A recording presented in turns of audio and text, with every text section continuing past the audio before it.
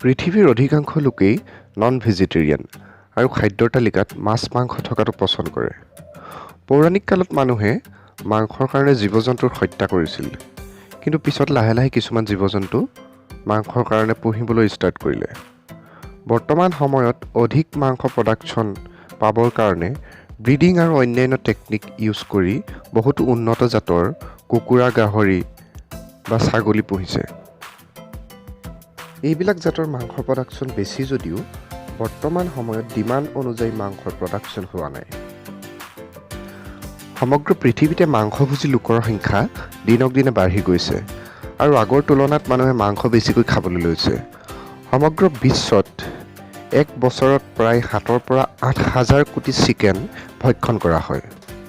বৰ্ধিত মাংসৰ চাহিদা পূৰাবলৈ বৰ্তমান বিজ্ঞানীসকলে কৃত্ৰিমভাৱে প্ৰস্তুত কৰা মাংসৰ ওপৰত গুৰুত্ব দিছে। কৃত্ৰিমভাৱে প্ৰস্তুত কৰা মাংসক কালচাৰ্ড মিট বা লেব গ্ৰোন মিট বা ক্লিন মিট বুলি কোৱা হয়। আজি আমি জানিম কালচাৰ্ড মিটৰ বিষয়ে।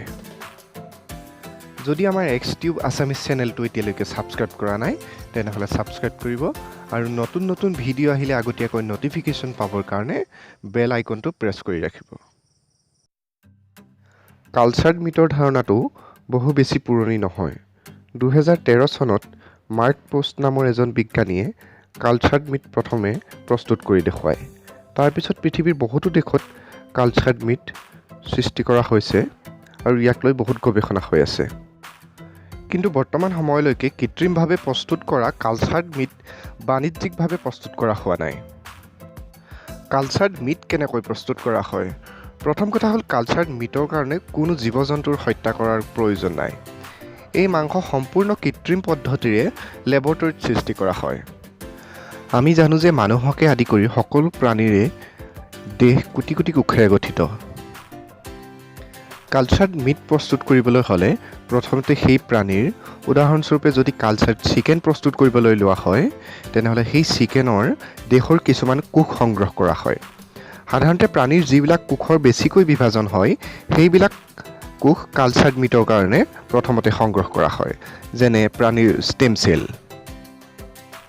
এই চেলখিনি সংগ্ৰহ কৰাৰ পিছত বিশেষভাৱে প্ৰস্তুত কৰা এটা সলিউশ্যনত ৰখা হয়, যাক গ্ৰোথ মিডিয়াম বুলি কোৱা হয়।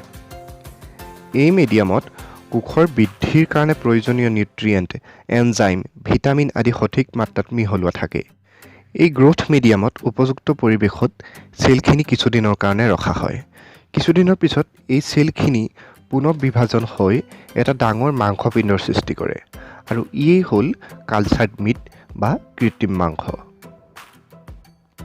এতিয়া প্ৰশ্ন হ'ল, কালচাৰ্ড মিট প্ৰাকৃতিক মাংসৰ নিচিনা একেই নে? কালচাৰ্ড মিটত প্ৰাকৃতিক মাংসৰ নিচিনাকৈ প্ৰয়োজনীয় উপাদানসমূহ যেনে প্ৰ'টিন, ফেট, কাৰ্বহাইড্ৰেট আদি থাকে। কিন্তু গঠনৰ ফালৰ পৰা কালচাৰ্ড মিট প্ৰাকৃতিক মাংসতকৈ কিছু পৃথক। প্ৰাকৃতিক মাংসৰ নিচিনাকৈ কালচাৰ্ড মিটত হাড় আৰু কাৰ্টিলেজ নাথাকে। তদুপৰি কৃত্ৰিম মাংসত কাৰ্ডিঅ'ভাস্কুলাৰ ছিষ্টেম নাথাকে কাৰণে হীৰা উপহীৰাবিলাক নাথাকে। সেইকাৰণে কালচাৰ্ড মিট প্ৰাকৃতিক মাংসতকৈ খাবলৈ অলপ পৃথক হয়। এতিয়া জানো আহক কালচাৰ্ড মিটৰ এডভান্টেজ কি?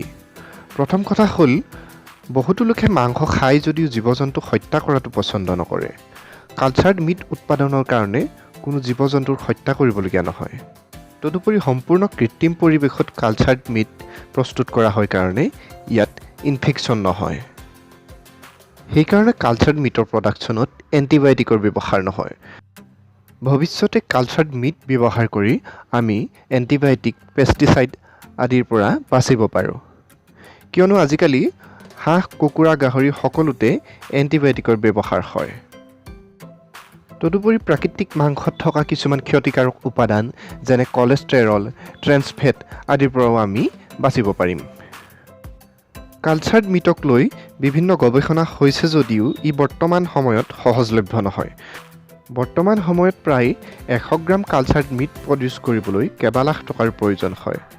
বাণিজ্যিকভাৱে কেনেকৈ কম খৰচত কালচাৰ্ড মিট প্ৰস্তুত কৰিব পাৰি তাক লৈ বিভিন্ন দেশে বৰ্তমান গৱেষণা চলাই আছে। বহুতো কোম্পানীও কালচাৰ্ড মিট কমাৰ্চিয়েল প্ৰডিউচ কৰিবলৈ আগবাঢ়ি আহিছে। এই ক্ষেত্ৰত আমাৰ ভাৰতবৰ্ষও পিছ পৰি থকা নাই। 2018 চনত ভাৰত চৰকাৰৰ বায়'টেকনলজি ডিপাৰ্টমেণ্টৰ উদ্যোগত হায়দৰাবাদ চহৰত ভাৰতৰ প্ৰথমটো কালচাৰ্ড মিট প্ৰজেক্ট আৰম্ভ হয়। হায়দৰাবাদ চহৰৰ centre for cellular and molecular biology আৰু national research centre on meat নামৰ সংস্থা দুটাই যুটীয়াভাৱে এই ক্ষেত্ৰত গৱেষণা কৰি আছে। জানি সুখী হ'ব, ইতিমধ্যে গুৱাহাটী IITৰ দুজনমান গৱেষকেও কৃত্ৰিম মাংস প্ৰস্তুত কৰি উলিয়াইছে। ভিডিঅ'টো শেষলৈকে চোৱাৰ কাৰণে ধন্যবাদ থাকিল। যদি চাই ভাল পালে তেনেহ'লে লাইক কৰিব আৰু শ্বেয়াৰ কৰিব।